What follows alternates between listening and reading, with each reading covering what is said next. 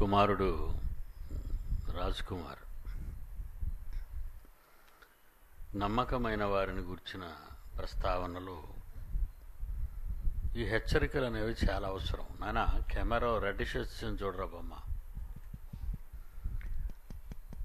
నమ్మకమైన వారు,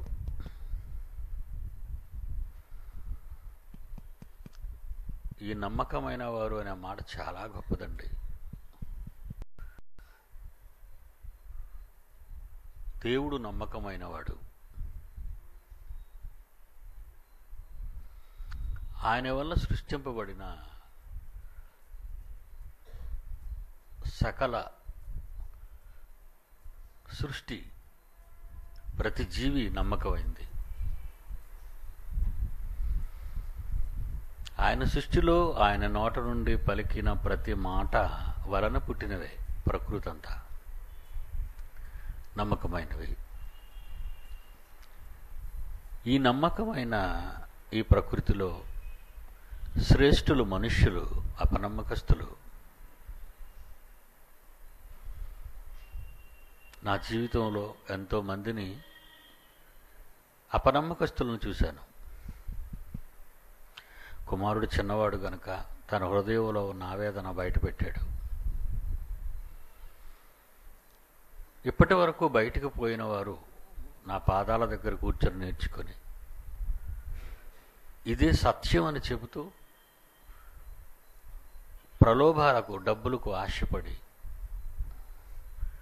కొందరైతే డబ్బులు నేను ఇవ్వలేదనే ఆవేదన, మరికొందరైతే విదేశీయులతో చేతులు కలిపి డబ్బు కావాలని, మరికొందరైతే అధికారం కోసం. వీళ్ళల్లో పౌలు చెప్తున్నట్టుగా అపనమ్మకస్తుల గురించి బైబిల్లో చాలా చోట్ల వ్రాయబడింది. ఒకనాడు మోషేను ఎదిరించిన ఎన్ఐఎంబ్రే, ఆ తరువాత క్రీస్తుని ఎదిరించిన ఇస్కరియోతు యూదా, ఆ తరువాత అపోస్తులను ఎదిరించిన ఒక దేమ లాంటి వాళ్ళు ఎందరో ఈ లోకం కోసం వెళ్ళిపోయారు. వాళ్ళలో వెళ్ళిపోయిన వారిలో ఒక జాన్ అనేవాడు ఉన్నాడు, హైదరాబాద్. చాగలలో ఒక సాగర్ అనేవాడు ఉన్నాడు.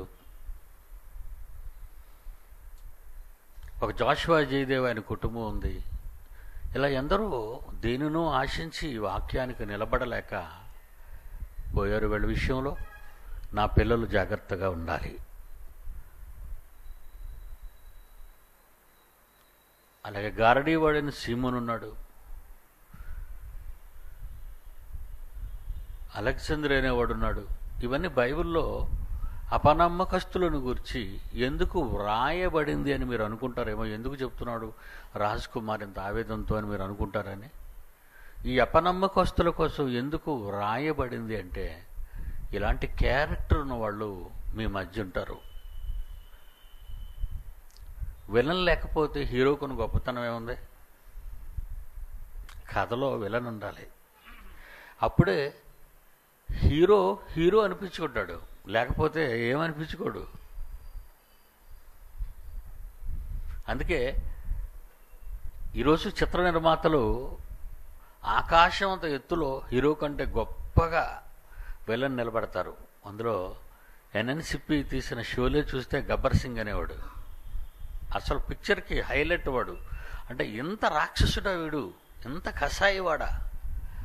అలాంటి కషాయివాడిని క్లైమాక్స్లో నరుకుతుంటే ఈలలు వేస్తారు, చప్పట్లు కొడతారు. అది నిజం కాదు, అబద్ధం, నటన. అంతటి వాడిని కొట్టేవాడు హీరో అవుతాడు, అంతే కదా. లేకపోతే హీరోకి ఏముంది? హీరో వెళ్ళి కొడుతుంటే బాబు బాబు అని వెళ్ళని దండం పెడుతుంటే వీడు హీరో ఎలా కనిపించుకుంటాడు? మరి కుమారుడు సాల్మన్ రాజుకు నేను చెప్పే సలహా ఏంటంటే, నువ్వు హీరో అనిపించుకోవాలంటే అలా పనమ్మకస్తులు మన ముందు ఉండాలి. ఇకపోతే ఇలాంటి వాళ్ళ విషయంలో మీరు జాగ్రత్తగా ఉండాలి. ఇలాంటి వాళ్ళలో ఇందులో చాలామంది నా పేరు చెప్పుకుని డబ్బులు దండుకోవడం, తినేయటం. అందులో దుబాయ్లో ఒక సైమన్ అనేవాడు ఉన్నాడు. అలాంటి వాడిని సపోర్ట్ చేసే కొంతమంది మరి క్రీస్తు వ్యతిరేకులు ఉన్నారు. వీళ్ళంతా ఏంటంటే నా వల్ల ఏవైనా లాభం వస్తుందా, నా పేరు చెప్తే వీళ్ళకి ఏవైనా ఆదాయం కలుగుతుందా, అవసరాలు తీరుతున్నాయి, ఇలాంటి వాటిని వాళ్ళు ఆలోచిస్తారు. వద్దండి, వాళ్ళు తప్పు చేస్తున్నారు, వాళ్ళ గురించి పక్కన పెట్టేద్దాం, పట్టించుకోకండి. ఎందుకంటే యుద్ధరంగంలో మనం యుద్ధం చేస్తున్నాం. ఈ యుద్ధం చేసిన తర్వాత యుద్ధరంగంలో మనం యుద్ధం చేస్తున్నప్పుడు నమ్మక ద్రోహుల్ని జాగ్రత్తగా చూస్తుండాలి. ఎందుకంటే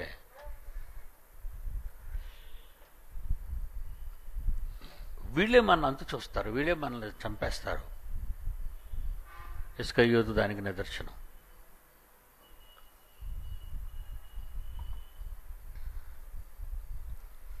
యేసు ఎక్కడుంటాడు, ఏ టైంలో ఎక్కడుంటాడు అని ఇన్ఫర్మేషన్ ఇచ్చింది ఇస్కరియోతు యూద. అంటే మన దగ్గర ఉన్నవాడిని ఎప్పుడు మనం నమ్మకూడదు, వాళ్ళందరినీ జాగ్రత్తగా పరిశీలిస్తుండాలి. దేవుని పిల్లలారా, ఈరోజు ఒక మంచి సంగతి మీకు చెప్తాను. అసలు మన గురించి మనం ఆలోచించక ముందు మన గురించి దేవుడు ఏమో ఆలోచించాడు.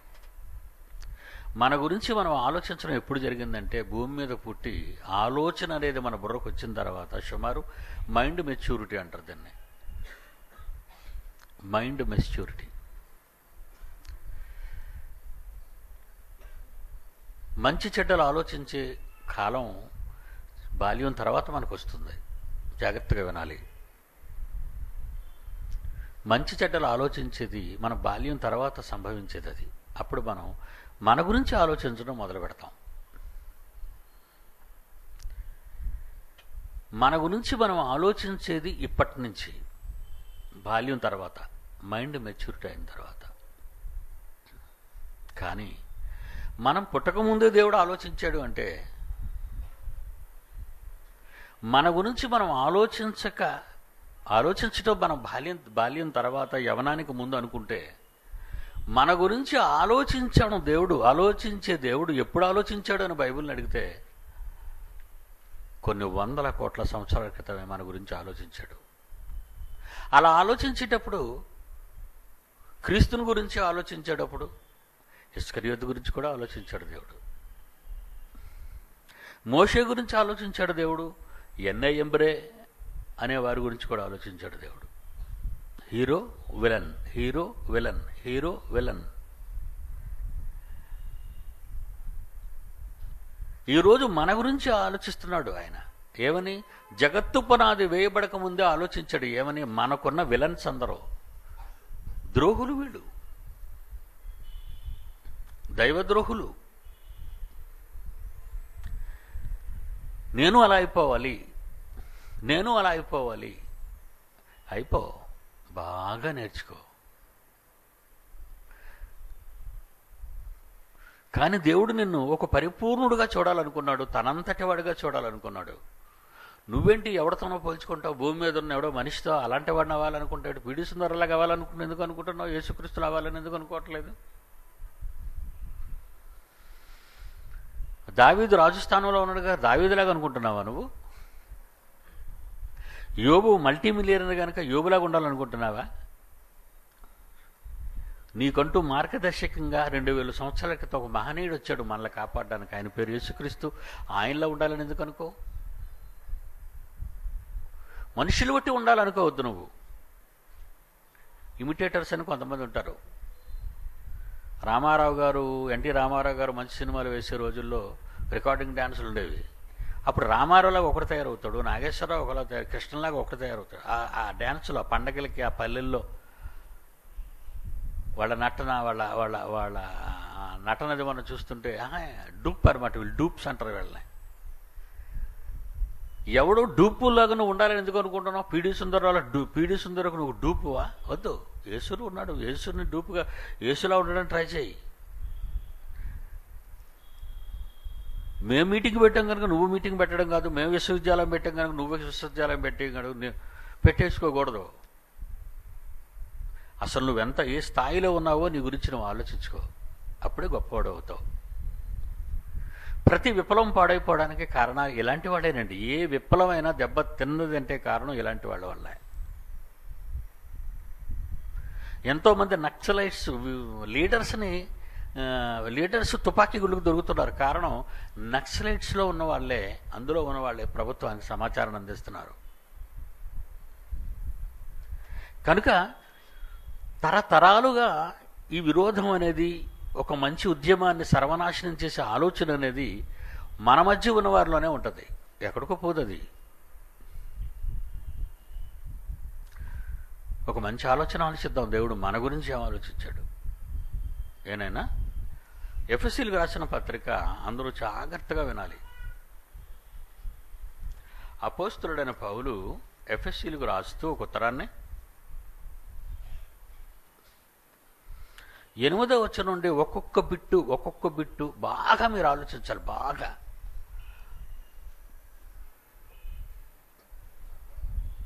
ఎఫెసీయులకు రాసిన పత్రిక మొదటి అధ్యాయం 8వ వచనం నుంచి, కాలము సంపూర్ణమైనప్పుడు జరగవలసిన ఏర్పాటు.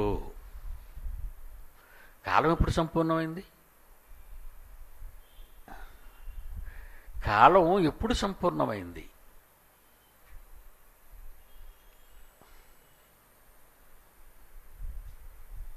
బాగా ఆలోచించండి. అంటే ఇది ముగింపు కాలమా? అవును. యేసుక్రీస్తు వారు పుట్టింది ముగింపు కాలంలోనే పుట్టాడని బైబిల్లో ఉంది. కాలము సంపూర్ణమయ్యే కాలంలో ఏం జరుగుతుందో చెప్తున్నాడు ఆయన, జాగ్రత్తగా వినాలి. అసలు సమాజానికి బైబిల్ ఎందుకు అర్థం కాలేదంటే దానిపైన బుర్ర పెట్టలేదంతే. వీళ్ళు బుర్ర పెట్టలేదు. పాలిటిక్స్ మీద బుర్ర పెట్టారు, ఫిల్మ్ ఇండస్ట్రీ మీద బుర్ర పెట్టారు. ఏమండి? ఎడ్యుకేషన్ మీద బుర్ర పెట్టారు, విదేశాల మీద బుర్ర పెట్టారు, ఆకాశం మీద బుర్ర పెట్టారు, భూమి మీద బుర్ర పెట్టారు. ఇలా వాటిని తెలుసుకోవాలి, పరిశోధించాలనుకున్నారే తప్ప వ్రాయబడిన దేవుని మాటలు ఎందుకు ఇక్కడ అలా రాయబడ్డాయి అని ఆలోచించేవాడు ప్రపంచంలో లేడండి. ఏది లేదో అదే ప్రారంభించాను నేను. ఏది మనిషి ఎక్కడ ఆలోచించలేదో. దీని ముందు ఒక వచనం చదవండి, యోహాను సువార్త 1వ అధ్యాయం. ఆ పేరాలో చివరి మాట 16, 17 వచనాల్లో అంటే చూడండి.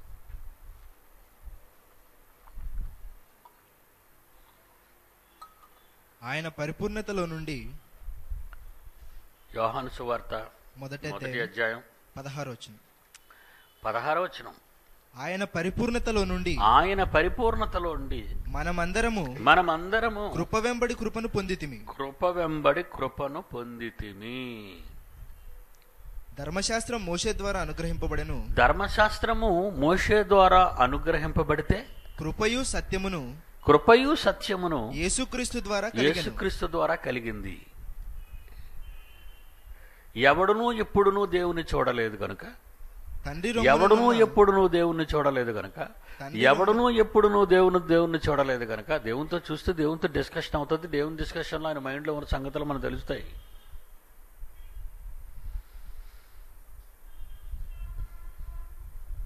అంతే కదండి. ఎవరితోనే మాట్లాడితే కదా ఆయన సంగతి మనకు తెలుస్తుంది. దేవునితో డిస్కస్ చేయలేదు ఎవరు, ఎందుకంటే దేవుని చూడలేదు. దేవుని చూడలేని మనుషులు, దేవుని చూస్తే బ్రతకలేని ఈ మనుషులకి దేవుడంటే ఏంటో, ఆయన ఆలోచనల్లో ఏమున్నాయో, ఆయన సంకల్పం సుదీర్ఘకాలపు సంకల్పం, వందల కోట్ల సంవత్సరాల నాటి ఆయన ప్రణాళిక ఏంటో మనకు తెలియాలి కదా.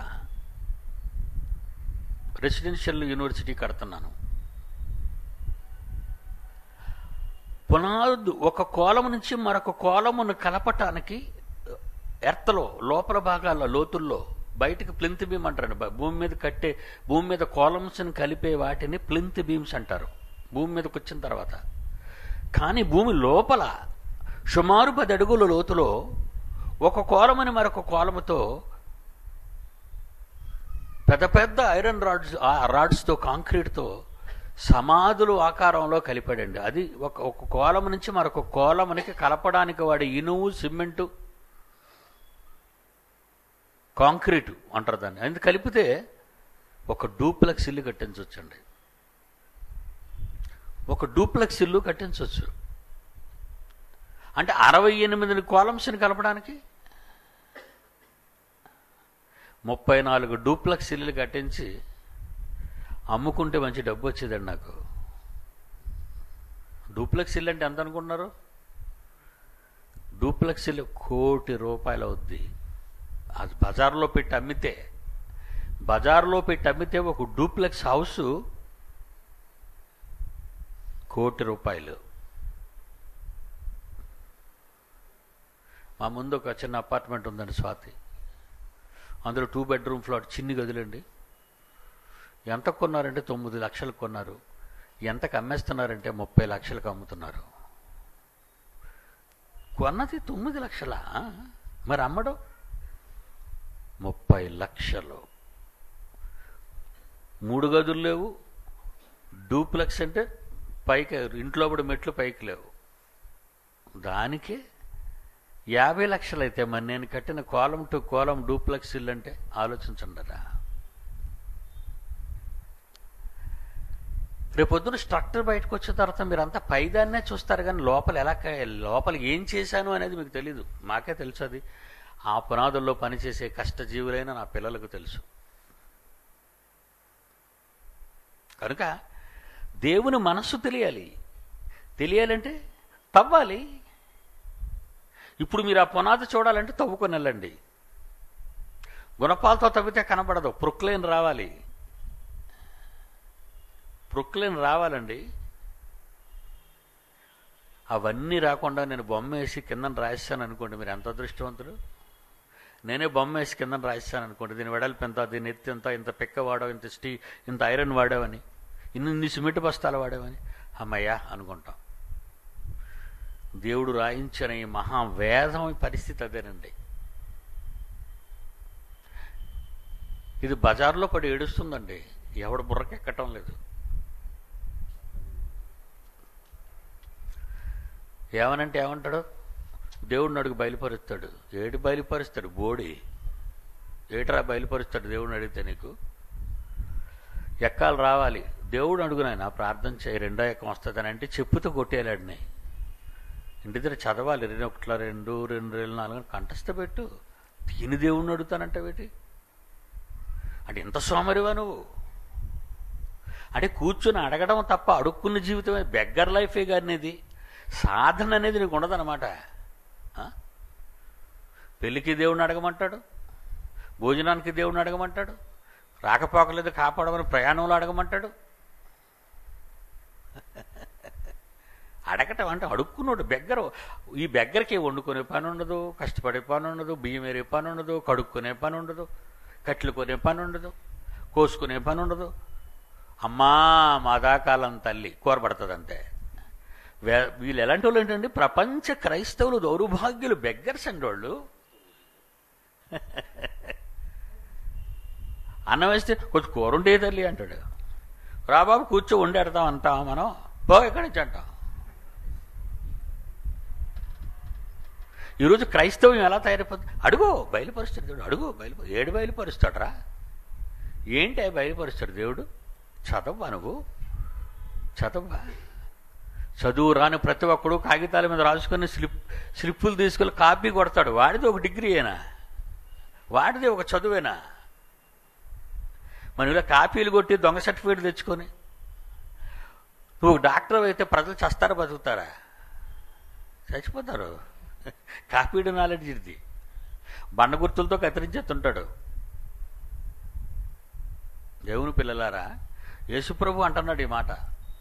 ఏమని? 18వ వచనంలో, ఎవడును ఎప్పుడైనను దేవుని చూడలేదు, తండ్రి రొమ్ముననున్న అద్వితీయ కుమారుడే ఆయనను బయలుపరిచెను. దేవుని ఫోటో చూపించననుందా? దేవుణ్ణి బయలుపరిచాడనుందా? బాగా చదవాలి ఆ పాయింట్.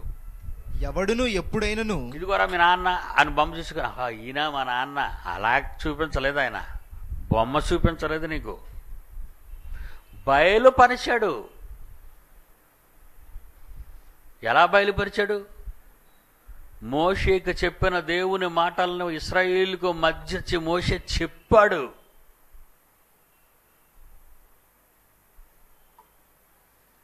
మీదనదే కదా ఉంది 17వ వచనంలో, ధర్మశాస్త్రము మోషే ద్వారా అనుగ్రహింపబడెను, కృపయు సత్యమును యేసుక్రీస్తు ద్వారా కలిగెను. ఎవడును ఎప్పుడును దేవుణ్ణి చూడలేదు, తండ్రి నుండి ద్వితీయ కుమారుడే ఆయనను బయలుపరచను. ఏడి ఎక్కడున్నాడు? బయలుపరిచాడట. ఆదికాండం నుంచి ప్రకటన గ్రంథం వరకు 66 పుస్తకాల్లో దేవుడు కనబడతాడు నీకు. నీలా మట్టి శరీరంతో కాదు, నీలా పుసులు కళ్ళుతోనూ పాచినోరుతోనూ కాదు, నీలా కంపు కొట్టి ఈ దరిద్రపు దేహంతో కాదు ఆయన కనిపించేది. మహాశక్తి అది. అది నువ్వు బయలుపరచబడాలి. నీకు అది బయలుపరచబడాలి. అంటే 66 పుస్తకాల్లో ఎక్కడ ఏమి దాగుందో అది నువ్వు తెలుసుకోవాలి. ఎప్పుడైనా తెలుసుకుంటున్నారా? ఎప్పుడైనా ఇలా పరిశోధిస్తున్నారా బైబిల్ని? ఈడ అవసరాలేంటి? బైబిల్లో అవసరాలకు సరిపోయిన వచనాలేంటి? అవి ఎతికాడండి బాగా బాక్సింగ్ వచ్చిన తర్వాత. 31st నైట్ ఒక్కొక్కరికి ఏ కార్డులు ఇస్తాడంటే చిన్న కాగితం, ఒక కార్డుల మీద వాగ్దానాలని రాసిస్తాడు. ఆ వాగ్దానాలు ఈడే రాసేస్తాడు చాలా చెప్పేసి. బైబిల్లో ఉన్న అనుకూలమైన మాటలు, బైబిల్లో మనకు అనుకూలమైన అడుగుడి మీకు ఇవ్వబడును. అబ్బా ఏ వాగ్దానం వచ్చిందండి 2011లో నాకు. ఇంకా నా పని అడుక్కోవటమే.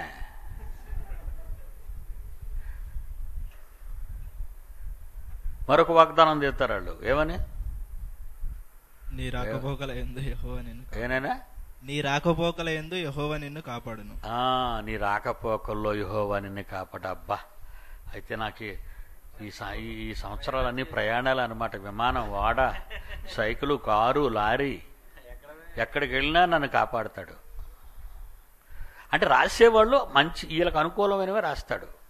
కానీ బైబిల్లో ఎన్నో వచనాలు ఉన్నాయి కదా, ఎందుకు రాయు? అంతటా అతడు లేచి ఉరి పెట్టుకొనెను. ఇస్కరియోతు గురించి ఉంది. అది రాయడా? ఎలాంటి వాడు పుట్టకుండాని ఎడ్లవానికి మేలు, అది రాయడా? దేవుడు ప్రతిదినము కోపపడువాడు, అది రాయడా? చూసారా? వీడికి ఏం భక్సింగడికి ఏం బయలుపరచబడిద్దండి దౌర్భాగ్యుడికి? పాపిష్టి జనమండి వీళ్ళంతా. మార్చేశారండి క్రైస్తవ్యాన్ని. పవిత్రమైన పటిష్టమైన మహాజ్ఞాన గ్రంథాన్ని సమాధి చేసేసారండి. ఇలాంటివి ప్రతి వాడు పొగరబడి బైబిల్ మీద తల ఎత్తుతున్నాడంటే దాని అర్థం మనకు ముందు పుట్టిన దౌర్భాగ్యులు ఇలాంటి దైవద్రోహులు పుట్టారు కనుక. మళ్ళీ ఎవడైనా రంకేస్తే అందరూ పారిపోయి దాగుంటారు. ఒక్కడు రాడు అడగడానికి ఎందుకు ఇలా అంటున్నావు అని.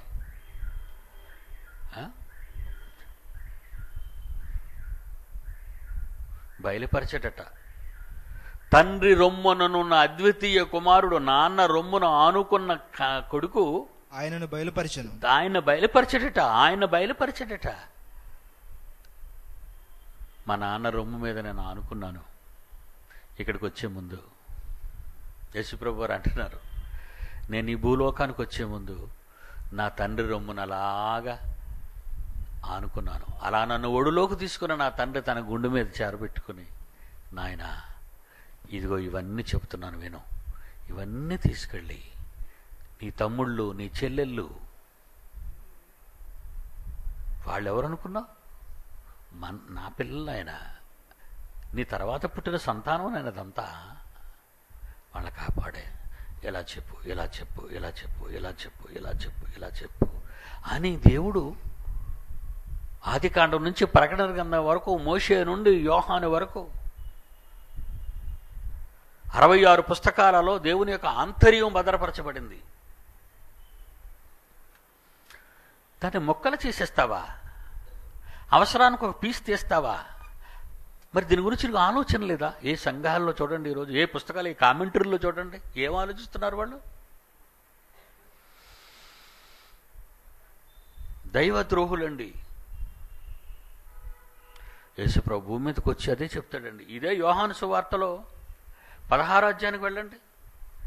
నేను ఏమి చెప్తున్నాను, ఏది విని చెబుతున్నాను, ఏమి విని చెబుతున్నాను? నా తండ్రితో ఏం చెబితే చెబుతున్నాను? యోహాను సువార్త యోహాను సువార్త 16వ అధ్యాయము 13వ వచనం, 12, 13, 14, 15 చూడండి వచనాలు. యోహాను సువార్త 16వ అధ్యాయం 16వ అధ్యాయం 12వ వచనం, 12. నేను మీతో చెప్పవలసినవి ఇంకా అనేక సంగతులు కానీ ఇప్పుడు కలవు గాని ఇప్పుడు మీరు వాటిని సహింపలేరు. అయితే కొన్ని నెమ్మదిగా చెప్పాలి, కొన్ని చెప్పిందే 10 సార్లు చెప్పాలి, కొన్ని ఆ మంచి మీరు ప్రశాంతతతో ఉన్నప్పుడు చెప్పాలి.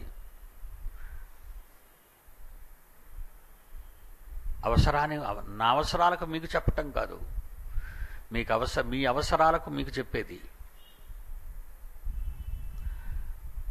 ఏమంటున్నాడు ఆయన? నేను చెప్పవలసిన ఇంకా అనేక సంగతులు గలవు గాని ఇప్పుడు మీరు వాటిని సహింపలేరు. అంటే తండ్రి రొమ్మున ఆనుకొని ఆ రోజు పరలోకంలో ఇంతకాలం విన్నాడో ఆ మాటలు మనకు తెలీదు. ఆ మాటలన్నీ విని ఏ ఒక్కటి మరిచిపోకుండా భూలోకానికి వచ్చి మన మధ్య 13వ వచనం, ఆయన తనంతట తానే ఏమీ బోధించలేదట. నాన్న మరి నన్నేమైనా మాట్లాడమంటావా అని ఒకళ్ళ తండ్రిని అడిగున్నాడేమో యేసుప్రభు వారు. నాన్న మీరు ఇలా చెప్పారు, ఇంకొక చిన్న అడ్వైజు ఇలా చెప్తే అంటే అర్థమేంటి? తండ్రికి యేసుక్రీస్తు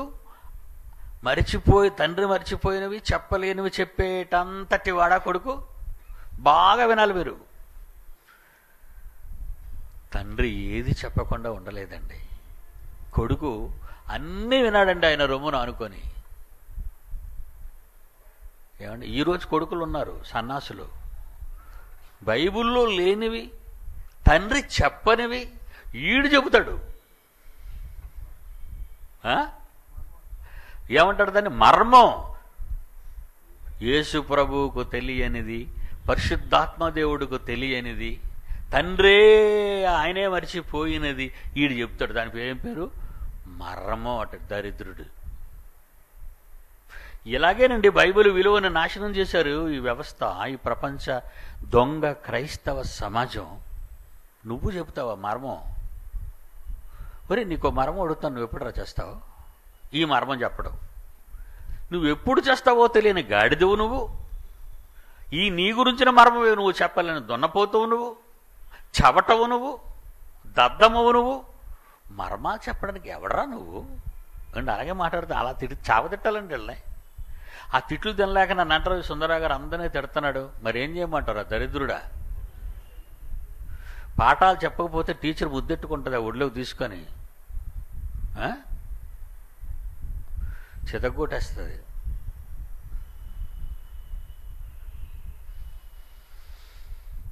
ఏమంటున్నాడండి? తనంతట తానే ఏమియు బోధింపక వేటిని వినునో. ఎక్కడ విన్నాడు? తండ్రి రొమ్మున ఆనుకొన్నప్పుడు.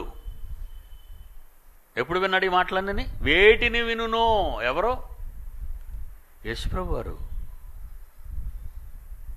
తండ్రి రొమ్మున అలాగా ఆనుకున్నప్పుడు, అలాగా ఒకసారి మనం ఊహించుకుందాం. నీ కొడుకును నువ్వు గుండెల మీద ఆనించుకున్నప్పుడు గిల్లుతావా, సూదుతో గుచ్చుతావా? ఆలోచించండి. మీరు తండ్రులే కదా, తల్లులే కదా. మన బిడ్డను మనం ఒడిలోకి తీసుకున్నప్పుడు ఎలాగైనా చెవు గట్టిగా నిలుపుతావా? మూతి మీద టప్పన కొడతావా? నిమురుతామండి. నా బంగారు తల్లి, నా బంగారు రాజు, నా బంగారు మూట, నా వజ్రాల కొడుకు. ప్రతి తల్లి నీకే నీ బిడ్డ మీద అంత ప్రేమ ఉంటే కన్న తండ్రి అయిన మన దేవుడు తన కుమారుడైన జ్యేష్ఠ కుమారుడైన యేసుక్రీస్తుని లాలించాడు, పాలించాడు, ముద్దించాడు. ఎందుకంటే తన కొడుకు భూమి మీద తన పిల్లల కోసం ప్రాణాలు ఇవ్వటానికి సిద్ధపడి బయలుదేరుతున్న మహాపరాక్రమవంతుడు. ఒక మహాయుద్ధంలోకి వెళుతున్నాడు, తన కొడుకును పంపుతున్నాడు తండ్రి. నాయన నిన్ను పంపుతున్నాను, నిన్ను చంపేస్తారు నాయన. మరి అప్పుడు నాకు గుర్రాలు ఉండవా, నాకు సైన్యం ఉండదా, నాకు రౌతులు ఉండవా, నా దగ్గర బాణాలు ఉండవా అని అడిగాడా? ఇంత గొప్ప తండ్రివి నన్ను పంపుతున్నావు, ఆఫ్టర్ ఆల్ వాళ్ళ చేతిలో చావటానికే డాడీ అని అడిగాడా? వేటిని వినునో వాటిని బోధించి వాటినే చెప్పాడు. నేనేమన్నాడు? నేను మీ నిమిత్తము నా ప్రాణం పెట్టాను కనుక మీరు మీ సహోదరుల నిమిత్తం ప్రాణం పెట్టండి అన్నాడు. అదే విన్నాడు. నేను శత్రువులు కుత్తుకులన్నీ తెగ నరికి తలకాయలన్నీ బంతుల్లో పడిపోయాయి, మీరు కూడా అలా నరికి పడేయండి అన్నాడా? చావమన్నాడు. తండ్రి చెప్పిన మాటది. వేటిని వినునో వాటిని బోధించాడట. ఎంత మంచి మాట అండి.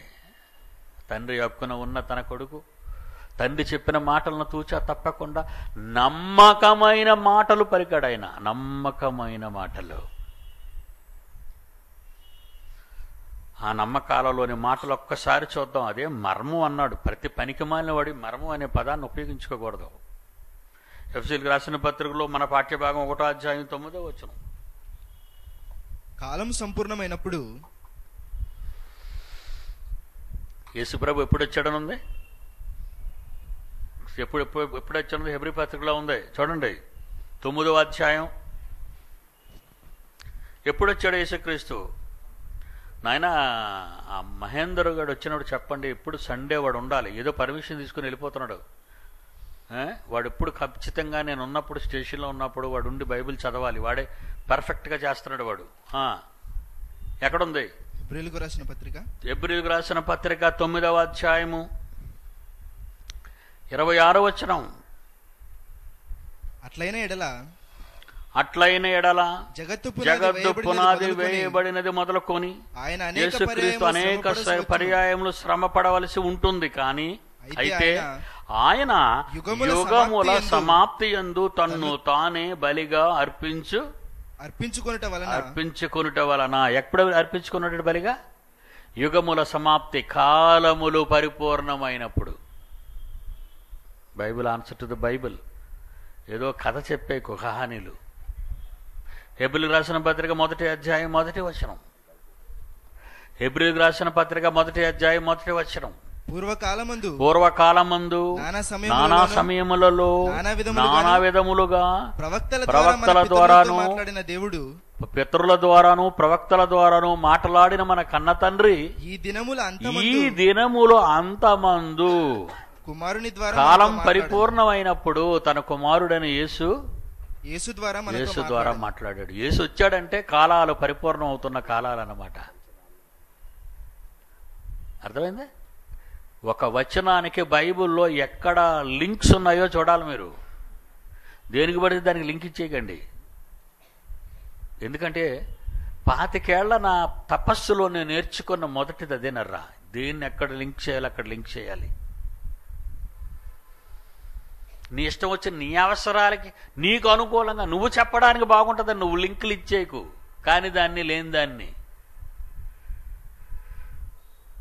అప్పుడప్పుడు కొంతమందికి పెళ్ళైనప్పుడు చెప్తుంటానండి, వీడికి సరైన భార్య వచ్చిందిరా అంటే వండర్ఫుల్ లింక్ అనమాట అది. వీడు అసలే పెట్టరేగిపోతున్నాడు. పెట్టరేగిపోయినడికి చెవు నిలిపేసే భార్య దొరకాలి. కరెక్ట్ లింక్ అది. అమ్మకి భయపడ్డు, అబ్బకి భయపడ్డు, దేవుడికి భయపడ్డు, పెళ్ళానికి గజ్జలు ఆడిపోతుంటాడు. దేవుని వాక్యాన్ని ఎక్కడ లింక్ చేయాలో అక్కడ లింక్ చేస్తేనే కరెక్ట్గా పర్ఫెక్ట్గా ఆన్సర్ వస్తుంది.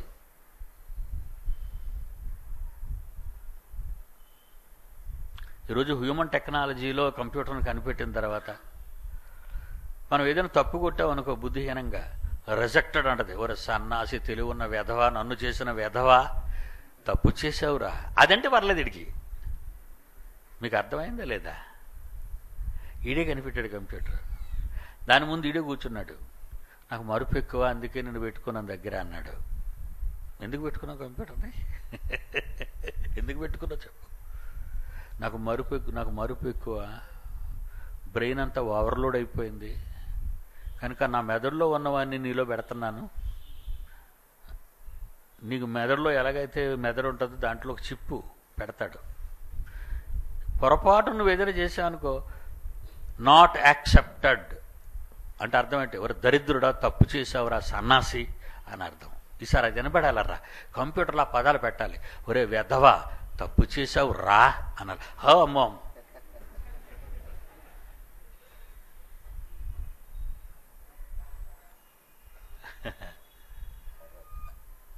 నాలుగో అధ్యాయం గలతీ పత్రిక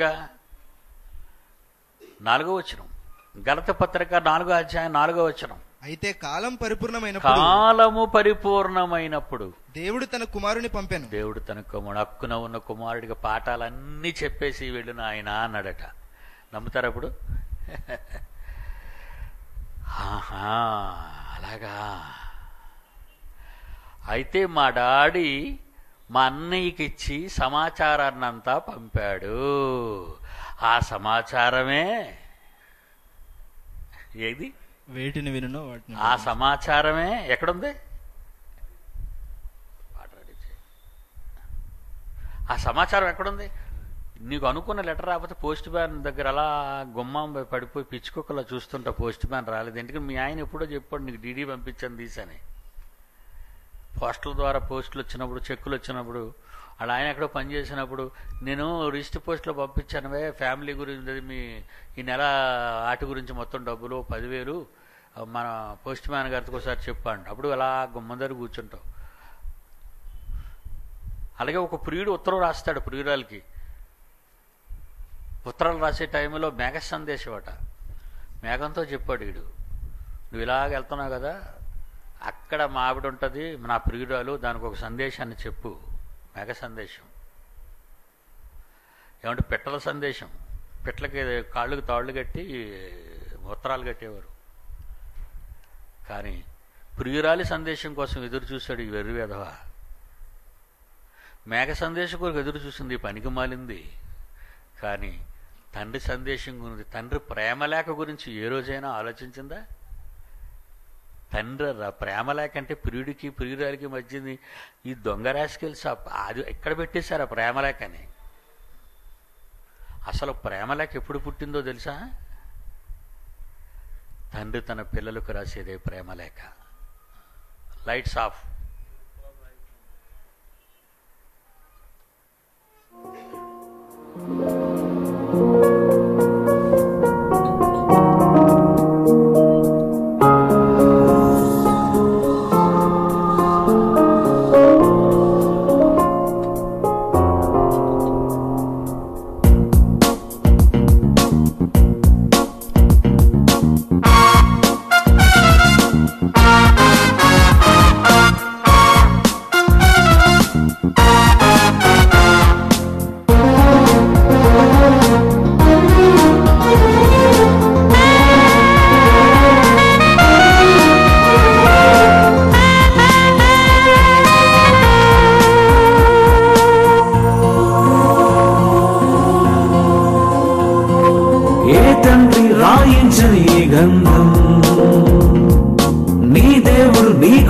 దీనిని రాసెను నీకు చెప్పాలని, తన మనసు తెలియాలని, నీకు చెప్పాలని, తన మనసు తెలియాలని, నీ తండ్రి నీ కొరకు రాసిన స్వర్గలేఖ, నీ తండ్రి నీ కొరకు రాసిన స్వర్గలేఖ.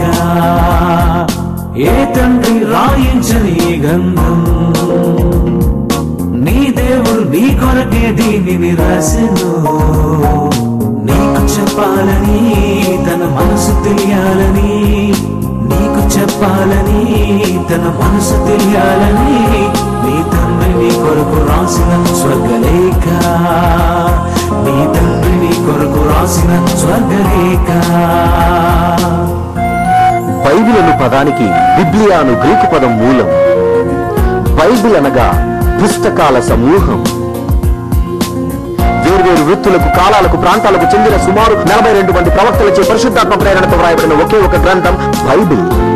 ఖచ్చితమైన పురావస్తు చారిత్రాత్మక ఆధారాలు ఉన్న శాస్త్రాతీత గ్రంథం బైబిల్. మహాత్ములకు మార్గదర్శక గ్రంథం బైబిల్. ముద్రణ యంత్రం ముద్రించిన తొలి గ్రంథం బైబిల్. ప్రవక్తలను పంపి, అపోస్తులను పంపి, ప్రేరణతో పరిశుద్ధాత్మ వ్రాయించెను. ప్రవక్తలను పంపి, అపోస్తులను పంపి, ప్రేరణిచ్చి పరిశుద్ధాత్మ వ్రాయించెను. రాసిన వారెవరైనా చెప్పినదంతా ఒకరే, రాసిన వారెవరైనా చెప్పినదంతా ఒకరే. అబద్ధాన్ని చేసుకోకు, ఆ దేవుని అనుమానించకు, అబద్ధాన్ని చేసుకోకు, ఆ దేవుని అనుమానించకు. ఏ తండ్రి రాయించని ఈ గ్రంథం, నీ దేవుడు నీ కొరకే దీనిని రాసెను. నీకు చెప్పాలని తన మనసు తెలియాలని, నీకు చెప్పాలని తన మనసు తెలియాలని, నీ తండ్రి నీ కొరకు రాసిన స్వర్గలేఖ, నీ తండ్రి నీ కొరకు రాసిన స్వర్గలేఖ. Bible also contains innumerable scientific errors. Bible is not the original word of God. Bible కోసం ఎవడు ఏ తప్పుడు కోత కూసినా వాడిని ప్రజల మధ్య నిలబెట్టి కడిగేయాలి. జకీర్ నాయక్ అయిన వాడు బైబిలులో నేను 1000 తప్పులు చూపిస్తాను అని ప్రతి చోట నోరు విప్పి మాట్లాడుతున్నాడు. వాడిని ఎదుర్కోవడానికి చాలా మంది అంటున్నారు పోయి పీడి సుందర్రావు గారిని పోటీ నిలబెట్టమని. ఆయన వరకు ఎందుకు, అహ్మద్ వాడు గురువునే మట్టి కనిపించిన వాడు, ఆయన వాడి శిష్యుడైన జకీర్ నాయక్ మేము చాలు, జైశాలి వరకు అవసరం లేదు. బైబిల్ గొప్పదని నిరూపిస్తాం. ఎక్కడైనా సరే భగవద్గీత జోలికి వెళ్ళం, రామాయణం జోలికి వెళ్ళం, ఖురాన్ జోలికి వెళ్ళం. బైబిల్ తప్పని ఎవడైనా నోరు పారేసుకుంటే విడిచిపెట్టాం. ప్రపంచానికి వినబడుతున్న పీడి సుందర్రావు సవాల్, బైబిల్ జోలికి రాకండి, వచ్చారు వణుకు పుట్టిస్తా వాళ్ళకి వణుకు.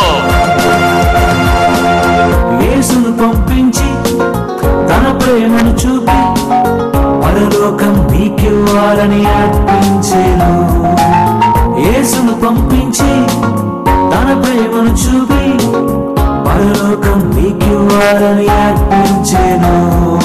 నువ్వు చేసిన పాపముకే ఆ యేసును అర్పించెను. నీ కోరిక తెలుసుకునే ఈ సృష్టిని కలిగించెను. ఇంత మంచి తండ్రి ఉంటే భూమి మీద నువ్వు చూపించు, ఇంత మంచి తండ్రి ఉంటే భూమి మీద నువ్వు చూపించు. ఏ తండ్రి రాయించని ఈ గ్రంథం, నీ దేవుడు నీ కొరకే దీనిని రాసెను. నీకు చెప్పాలని తన మనసు తెలియాలని, నీకు చెప్పాలని తన మనసు తెలియాలని, నీ తండ్రి నీ కొరకు రాసిన స్వర్గలేఖ, నీ తండ్రి నీ కొరకు రాసిన స్వర్గలేఖ, నీ తండ్రి నీ కొరకు రాసిన స్వర్గలేఖ, నీ తండ్రి నీ కొరకు రాసిన స్వర్గలేఖ. ఎంత మంచి పుస్తకం అండి. దీన్ని అనడానికి ఎవరికి ఎన్ని గుండెలండి, అవునా? నెట్ను వీక్షిస్తున్న ప్రపంచంలో ఉన్న ప్రియమైన పిల్లలారా, మీ అందరికీ ఒక మాట చెప్తున్నాను. సైంటిఫిక్ ఎర్రర్స్ ఉన్నాయి, హిస్టారికల్ బేస్ లేదని ఎవడైనా వాగితే, ఇప్పుడు చూశారు కదా జకీర్ నాయక్ టెర్రరిజాన్ని సపోర్ట్ చేస్తున్నాడు అతను. ఈరోజు చాలామంది ఇస్లాం వాళ్ళు జిహాద్ అనే పేరు మీద దొంగచాటుగా చాప కింద నీరులా విస్తరిస్తున్నారు వీళ్ళ బోధలు. ఈ జకీర్ నాయక్ అన్న ఆయన నోటంట వచ్చిన ఎన్నో దౌర్భాగ్యపు ఈ దేశ ద్రోహ నేరానికి నేను గళం విప్పితే జైల్లోకి పోతాడు. జాగ్రత్తగా వినాలి ప్రపంచం అంతా. టెర్రరిజాన్ని సపోర్ట్ చేసి మాట్లాడిన అనేక మాటలు రికార్డ్స్లో దాచాను ఇప్పుడు నేను వాటిని. ఎర్రపేరుని ఓఫీర్ అనే వాడిని సహించినంతకాలం సహించాడు పీడి సుందర్రావు. పాపం పండింది, ఎక్కడికి పంపాలో అక్కడికి పంపాడు ఈ పీడి సుందర్రావు. నా చేతికి మట్టి అంటుకోలేదు. దేశ ద్రోహ నేరం కింద వాడు, భారత జాతిని కించపరిచినందుకు వాడు హైకోర్టులో అప్పీల్ తెచ్చుకునే దయానీయమైన పరిస్థితి వాడికి ఏర్పడింది. ఈరోజు మరలా బైబిలుకు భిన్నంగా మాట్లాడుతున్న ఇస్లాం వారిని, మీ ఖురాన్ని గొప్ప చేసుకోండి, నేను కాదన్నాను. కానీ బైబిలులో సైంటిఫిక్ ఎర్రర్స్ ఉన్నాయని, హిస్టారికల్ బేస్ లేదని మాట్లాడుతున్నా ప్రతి వాడిని చెప్తున్నాను ఈరోజు. ఒకవేళ నీకు ధైర్యం, గుండె అనేది ఉంటే, ఒకనాడు మట్టి కరిపించిన అహ్మద్ దీదాత్ని నా ముందు నిలిచి మాట్లాడటానికే పోగొట్టుకున్నాడు స్థానాన్ని. నా ముందు నిలవడానికే అవకాశం లేకుండా మంచం పట్టాడు. 9 సంవత్సరాలు మంచం మీద ఎర్రి అరుపులు అరిచాడు. మాట లేక కొళ్ళి చచ్చాడు దీదాత్. అదే గతి జకీర్ నాయక్ పట్టకూడదని హెచ్చరిస్తున్నాను. జాగ్రత్త, నువ్వు బైబిల్ జోలికి వస్తున్నావు. నువ్వేమైనా పోటీకి సిద్ధమైతే నాయక్, జకీర్ నాయక్ ఉత్తరం రాయ్, ఇంగ్లీష్లో రాయ్, సంతకం పెట్టి పంపించు. I will see your end. నీ గురువుకు పట్టిన గతే నీకు పట్టబోతుంది. బైబిల్ జోలికి వస్తున్నావు నువ్వు. నేనెన్నడూ నీ ఖురాన్ జోలికి రాలేదే. నేనెన్నడూ నీ ఖురాన్ జోలికి రాలేదు నేను. కానీ మీలో అనేక మంది బైబిల్ని అనవసరంగా మాట్లాడుతున్నారు. మీస ఉంటే, మగాడివైతే, అమ్మకి అబ్బకు పుడితే లెక్చరర్స్, ప్రొఫెసర్స్ ఉన్నారు నా కాలేజీ, నా విశ్వవిద్యాలయంలో. సంతకం చేసి పంపించు. దేని మీద నువ్వు నిలబడతావో మైదానం నువ్వే సెలెక్ట్ చేయి. టర్మ్స్ అండ్ కండిషన్లు తర్వాత చెప్తాను నీకు. చిన్న పిల్లోడిని పంపి జకీర్ నాయక్ని మట్టి కరిపించేస్తాను. ఇంకో మాట విను. వెర్రి పీరు గనక హైదరాబాదులో మట్టి కరిచిపోయాడు. బైబిల్ అనే మాట బైబిల్లో లేదని చెప్పినందుకు నేనైతే 100 గుంజీలు తీయించేవాడిని ఆ రోజు నీ వాడి చేత. ఖబర్దార్, బైబిల్ జోలికి రాకు. ఇది దేవుని మాటలు గ్రంథం. బైబిల్కు వ్యతిరేకులైన ఇస్లాం సోదరులారా, మీ ఖురాన్ను ప్రకటించుకోండి. బైబిల్ జోలికి రాకండి. టచ్ చేశావో అవుట్ అయిపోతావు. ఇంతవరకు మీరు ముట్టుకున్నది అమాయకులను ముట్టుకున్నారు.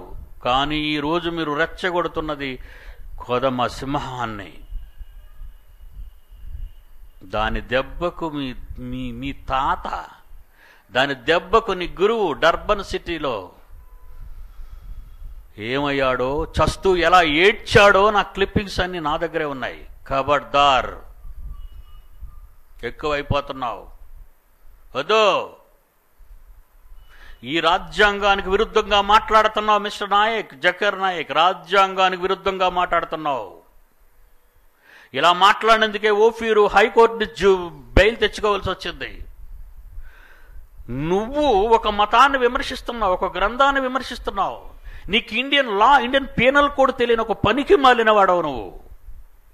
ఈ దేశంలో ఉండి ఈ దేశ సిటిజన్ అని చెప్పుకునే నీవు ఇండియన్ పీనల్ కోడ్ను అవమానపరుస్తున్నావు. క్రైస్తవులను అవమానం చేస్తున్నావు. పీనల్ కోడ్లో నువ్వు ఏ తప్పు చేస్తున్నావు ఆ సెక్షన్ నీకు తెలీదు. ఖబర్దార్, ఇంతవరకు నేను క్షమించి విడిచిపెట్టాను. ఇంకొకసారి మరలా నీ నోట ఈ మాట వచ్చిందో ఈ దేశ చట్టం నిన్ను ఎలా శిక్షించాలో నేనే చట్టానికి చెబుతాను. జాగ్రత్త, ఒళ్ళు దగ్గర పెట్టుకో. దేవుని మాట అండి ఇది. ఈ మాట వెనక ప్రకృతి సృష్టింపబడిందండి. ఈ మాట వెనక మహాశక్తులు క్రోడీకరించుకున్నాయండి. పిచ్చివాడ, బొడ్డూడని వాడవయ్యా నాయక్. నువ్వు బొడ్డు ఊడని వాడవు. సైన్స్ బేసిస్ నాకు తెలుసురా, నువ్వు చిన్నపిల్లాడివి. హిస్టారికల్ బేసిస్ నాకు తెలుసురా, నువ్వు చిన్నపిల్లాడివి. ప్రపంచ మహాజ్ఞానం నాకు తెలుసురా, నువ్వు నా పాదాలకి ఇసుక రేణువు లాంటి వాడివి. నేను గళం విప్పానో నీ గళం మరి శాశ్వతంగా మూయబడుతుంది. దీనికి ఉదాహరణ మీ గురు అహ్మద్ దీదాత్. ఆ రోజు ఉత్తరంలో నేను అదే రాశాను, మిస్టర్ దీదాత్ ఇదే నీ చివరి పోటీ అని. చూడు సింహగర్జన పుస్తకంలో ఉన్న ఇంగ్లీషు ఉత్తరాలు. దీదాత్ నాకు రాసినవి, నేను దీదాత్కు రాసినవి. నీకు ఆ గతి పట్టకుండా ఖురాన్ను మాట్లాడడానికి నీ నోరు జాగ్రత్త పరుచుకుంటే మంచిది.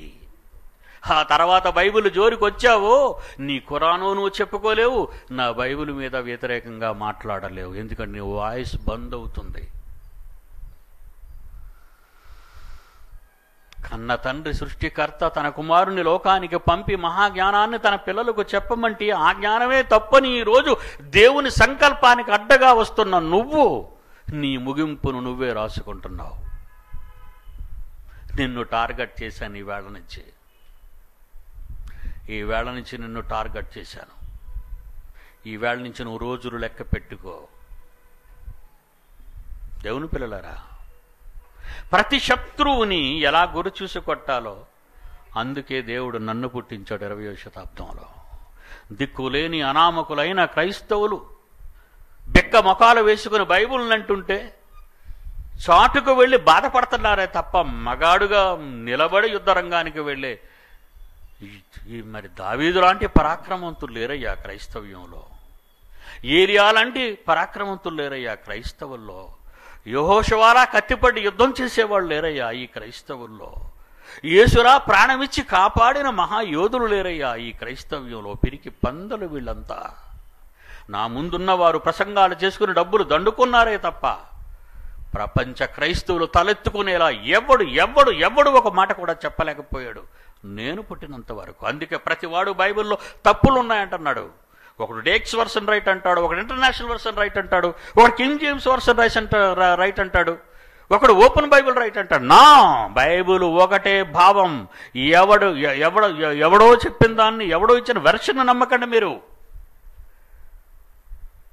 ఎవడో ఇచ్చిన వెర్షన్ నమ్మకండి.